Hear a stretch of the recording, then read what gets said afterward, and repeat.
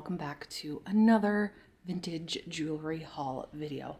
And I feel like these jewelry hauls are almost a continuation because I got it from the same woman that I've gotten the last two big jewelry hauls from.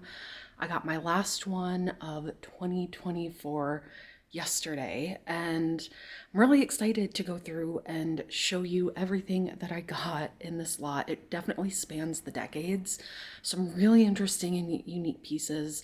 If you love pieces from the 1930s, you're really going to want to watch this one. There's some glorious, glorious pieces in this, but I've never been much of a jewelry person.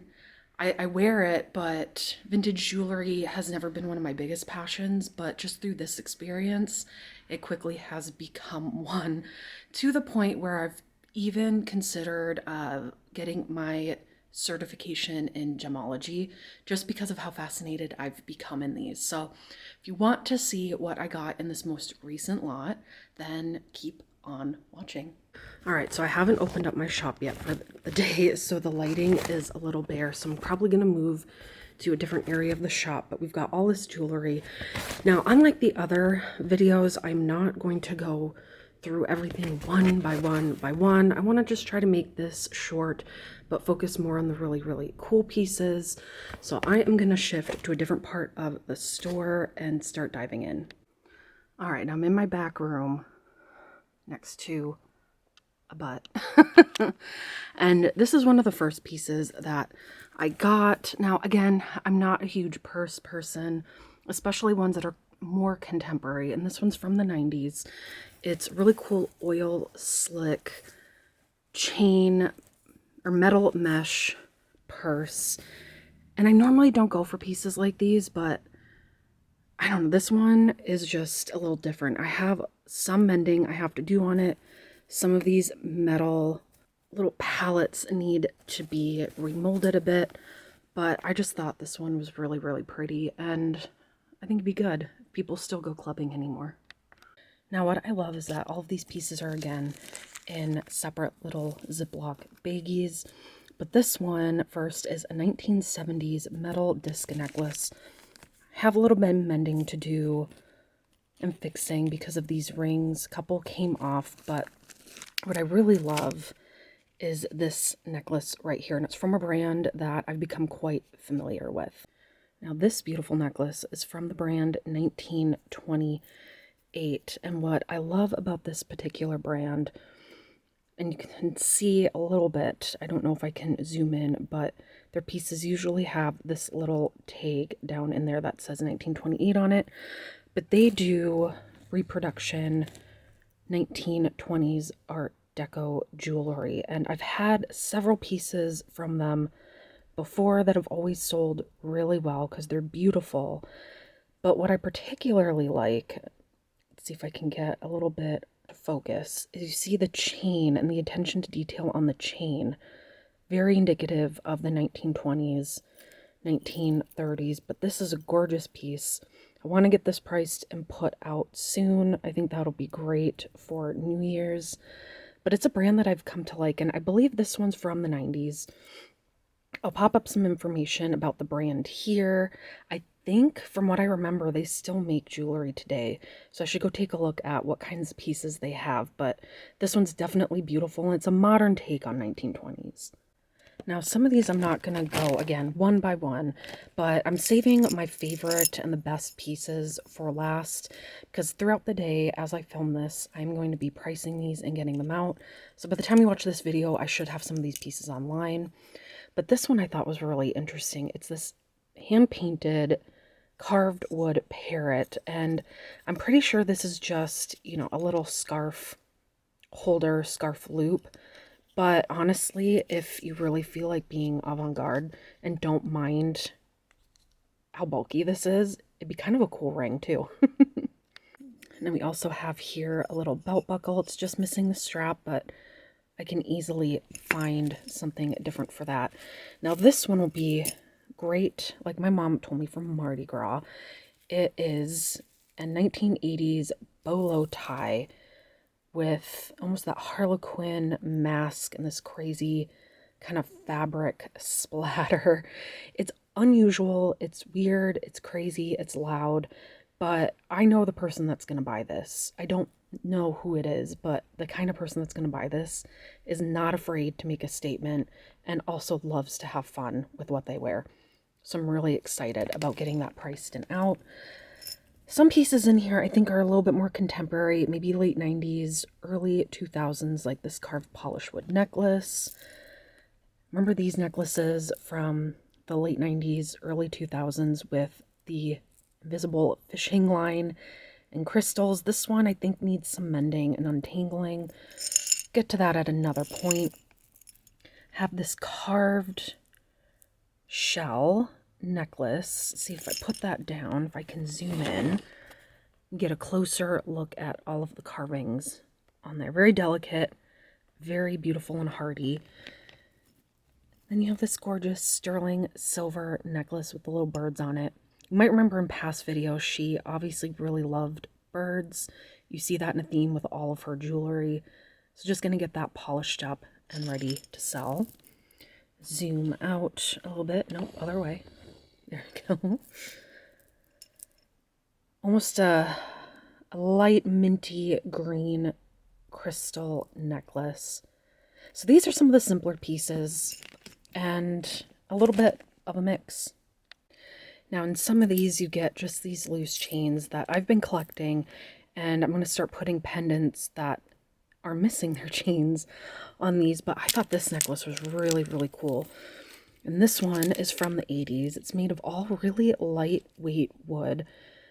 But how cool is this clasp? I tried it on yesterday, and I mean, even if you are wearing an all black outfit and you have this beauty on, that's the only statement you need. Sometimes you just need one accessory, and this one is just so cool and beautiful. But again, the clasp, it's really secure, but unique at the same time. And going along with the bird theme, we have this wooden necklace with some hand-carved and hand-painted parrots. You have shells. And I think these are also, I think this might be a shell. We'll look more into that, but very colorful, tropical. Again, she traveled a lot, and her jewelry definitely reflects that. Now, some of these more modern pins I'm going to gloss over just a little bit, but you have an assortment of these tropical pins. Love these cat pins, especially this one where the cat is dangling this little mouse. The chain is a little twisted, but if I zoom in there, yeah, that one is really, really cute. Some more little cat ones, like this big fat cat. Adorable. I love this whale brooch. This one's probably more from, looks like the back might have been replaced at some point, but it looks like it's probably more of the late 70s. Then we have yet another cat pin. So cats and birds, definitely a rival pair. Now, the reason why I love going through these is I think you can really get an idea of the owner's personality and the life they lived. And you can tell that this woman has had an amazing life. And again, she is still alive, but she wanted to have a say in where a lot of her pieces went. And it's just cool to see that she didn't limit herself on what kind of jewelry and what style she wore. So now diving into these necklaces. Now this one, I think one of them at least, and I think it's this one I'm holding, this feels like it's all just plastic. Yeah, pretty sure this one is all plastic, imitation stone. But then you get into this one, and these are all real stones. It's pretty heavy and it's very cold to the touch. And I'll tell you why I say that, because there are a couple of necklaces in here that have sparked my interest in gemology, and I'll tell you why that has suddenly been a fixation for me. But how gorgeous are all of these stones? And again, it's so heavy. Ugh. I would love to know where she got these. really a beautiful pair. And honestly, the untrained eye, you couldn't tell the difference between the real one and the fake one. All right, now this is going to be the last bag I do before I move up front and get ready to open the shop. So we just have some of these wooden and some hand-painted brooches. Really beautiful scenery.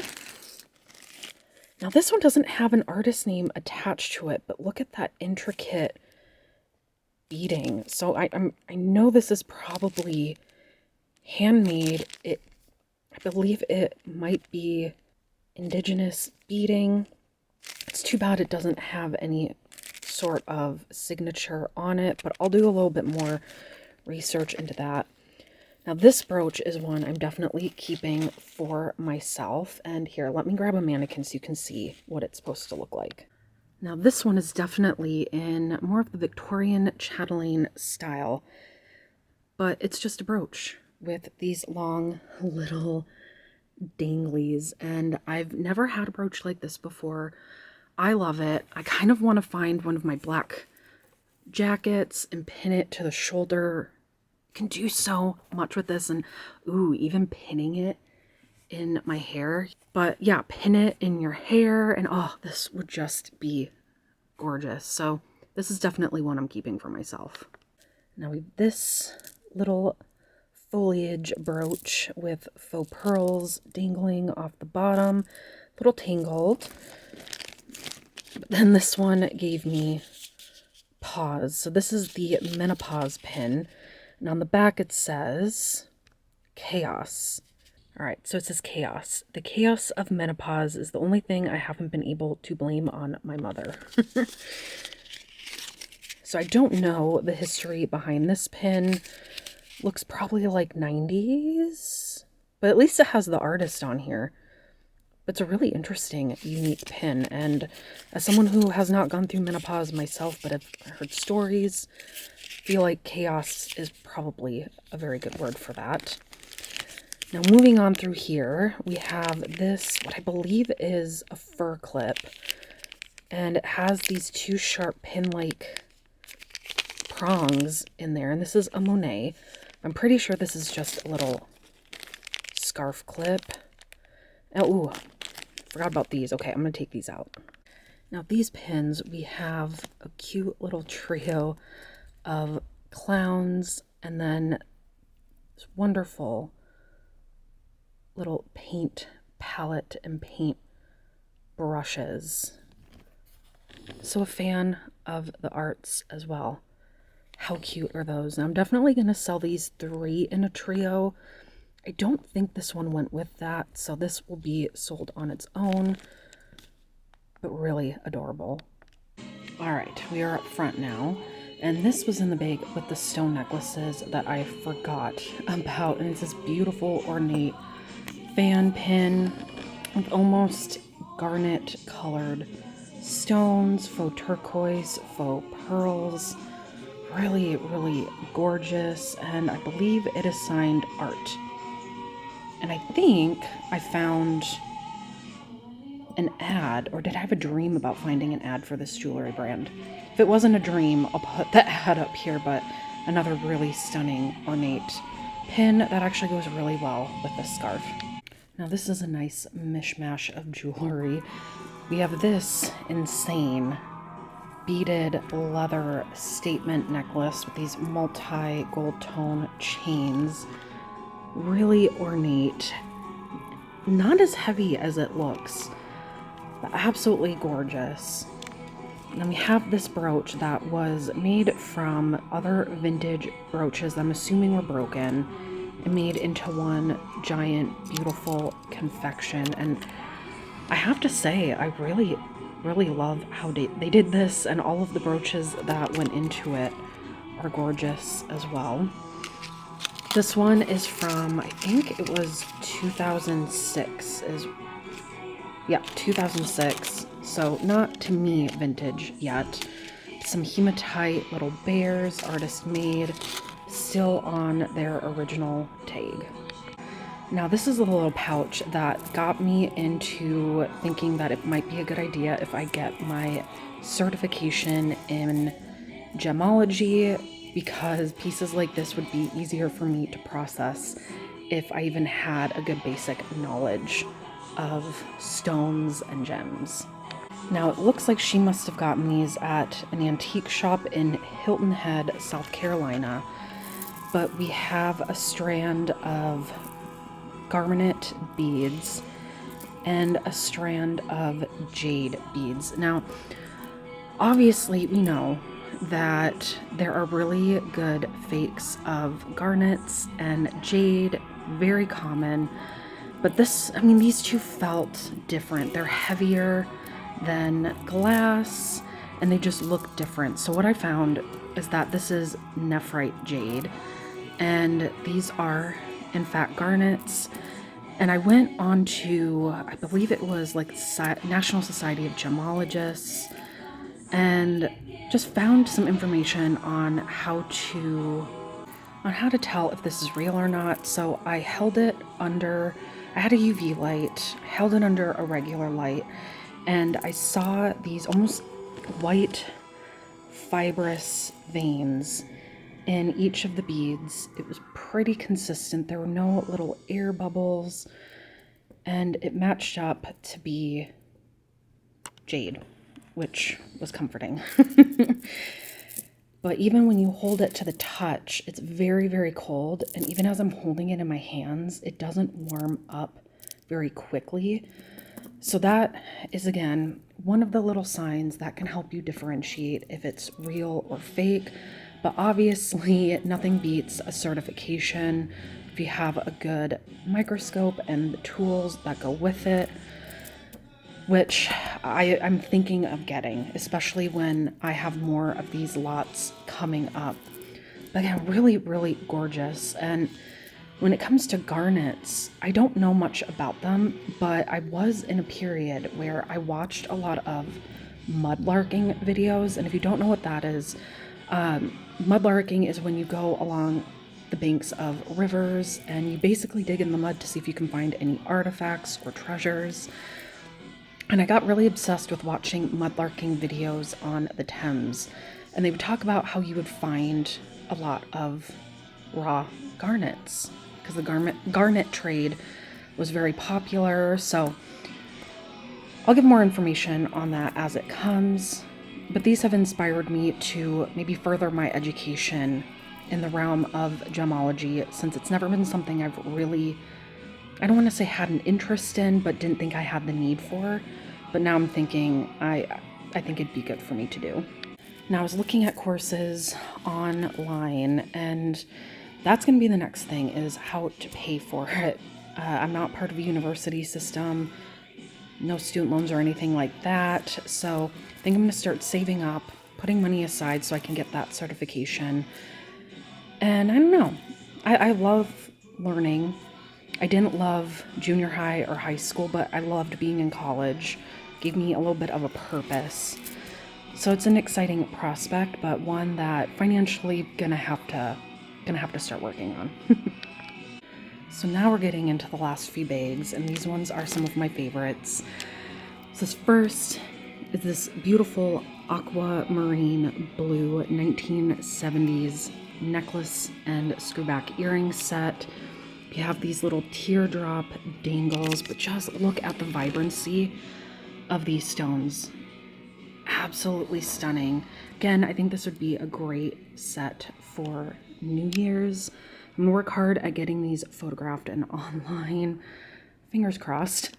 But then this amazing, I think it's very disco 1970s necklace, and I'll get a shot of it. I have a mannequin I want to put this on, and I'll get a shot of it in its full glory. But I love the structure of these necklaces and the fact that she loved things that were simple as well, but they had an edge to it. And then moving on to this brooch, look at that. And I think that's a daffodil. But as you can see, you have the stamen with a little teardrop rhinestone, and you have this beautiful floral green foliage. Now this one, I couldn't find a signature on it, so just costume jewelry. Very heavy, but absolutely stunning. And I can't wait to get this one up. Now, it has some darkening in the rhinestones, but honestly, I really don't care. I just think it's such a beautiful, beautiful piece. And I cannot wait for the new owners. These have so much life left in them and deserve to be shown and worn in all their glory. Now, moving on in the bags, we have some random little trinkets, like this vintage 70s cubic zirconia little charm necklace. We have some, I believe, early 1950s Austrian rhinestone clip-on earrings, and this really pretty rhinestone rosette screwback earring set with set of matching little lapel pins. Really beautiful set. These ones are kind of my favorite. Now you have the stick pin, and it has almost a sapphire-like rhinestone in the middle, little rhinestone stars. This is from Avon, but I love this stick pin with the Victorian hand reaching out. You have this emerald style stone in a bow, and I didn't see a signature on it, but this looks very similar to this handmade brass ring that I have in the store. I mean, that would be a really beautiful set. And I almost forgot these two little pieces that almost look like they were melted silver. And I don't know if these were like drop silver or what, if they were going to be used as a pendant or earrings. Couldn't really find the purpose of these yet, but they're very pretty in a brutalist sort of way.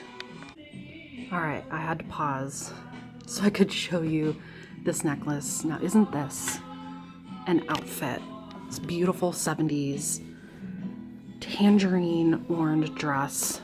This gorgeous triangular waterfall 70s necklace. Again, it's hard not to keep these, but I get much more excited in the prospect of someone putting this into their regular wardrobe. Absolutely love it. Second to last bag, and let's just take a moment to fully see all of these beauties that range the decades. Now, this is the one that stuck out to me the most, and it is this either late 60s, early 70s, beautiful, almost lime greenish floral gold tone bouquet brooch, and has these beautiful textured little teardrop ovally plastic cabochons right there. A 1970s, maybe 1980s does Victorian brooch, faux cameo. We have this stunning rainbow crystal brooch, little blue snowflake. Oh, you just run the gamut of amazing pieces in this beautiful amber colored rhinestone brooch. See that this is a little bit of a theme, these little pokey spindles. You could use this almost as a weapon if someone crosses you on the street. But another almost chatelaine style brooch right here. I believe this is from the early 80s, late 70s, early 80s. I'm thinking more 80s.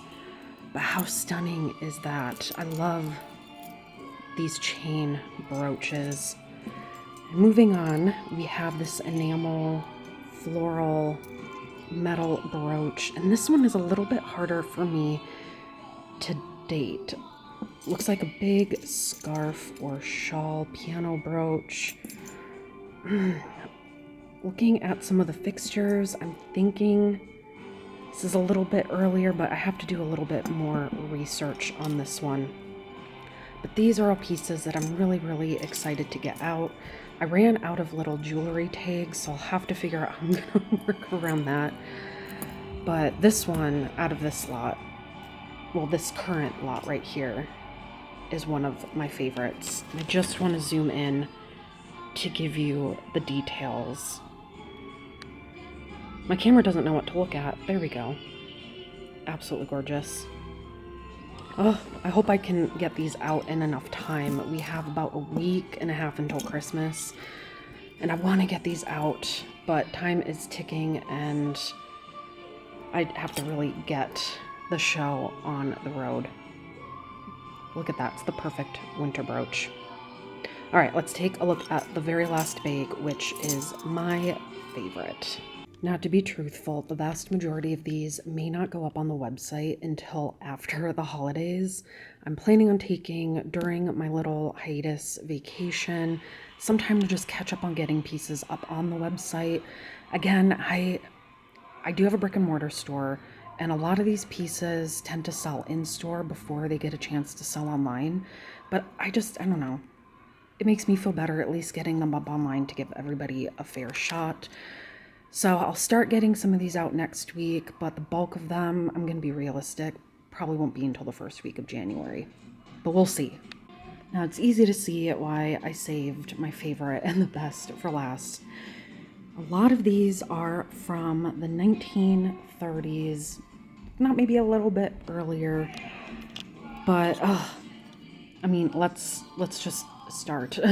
I mean, look at this 1930s little scarf clip, and look at that starburst pattern, the little paste stones, that sapphire-esque rhinestone. This is absolutely stunning. It's very similar to this fur and scarf brooch that I got from her earlier. That one hasn't sold yet, and at some point I'm going to keep it. And these ones are a little bit more contemporary. I think these are from probably the 70s, maybe the late 60s, but we have these simulated opal earrings, brooch with faux amethysts, beautiful little artistic simulated opal brooch. But then we get into these earlier pieces, and I mean, how gorgeous are these brass ones? Under certain lights, this looked purple, but it's this beautiful sapphire blue cabochon little collar brooch. Well, it's not little, collar brooch. We have some purple paste stones here.